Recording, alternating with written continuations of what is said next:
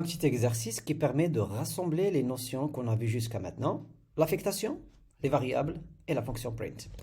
Donc, je vais déclarer deux variables, num1 qui est égal à 10 et num2 qui est égal à 20. Bien sûr, on a l'habitude de déclarer les variables sous forme de caractères A, B, C, X, Y, mais vous pouvez déclarer aussi des variables avec des noms, avec des mots, si vous voulez.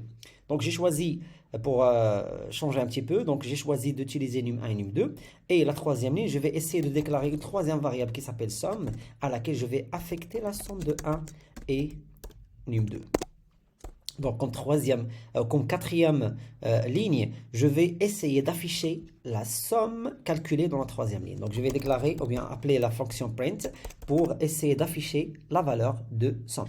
Donc, quand je fais exécuter, j'aurai 30. Le problème, c'est que 30 n'a pas de sens. Donc, j'aime bien avoir un message qui explique d'où vient la valeur 30. Donc, je vais afficher la phrase suivante. La somme de num1 et num2 est égale, et quand je fais exécuter, j'aurai cette phrase. La somme de num1 et num2 est égale, affichée ici. Juste après cette phrase, on a affiché la valeur de ça.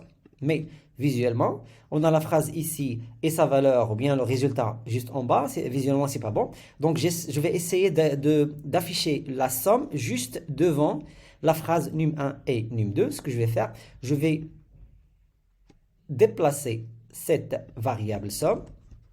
Bien, je vais supprimer print et placer somme juste à côté de notre phrase. Alors, quand je fais exécuter, j'aurai un problème.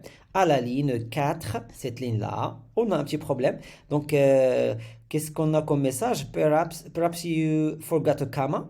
Peut-être vous avez oublié une virgule. Bien sûr, on a oublié une virgule ici. Faites attention, parce que si vous voulez concaténer, ça veut dire quoi?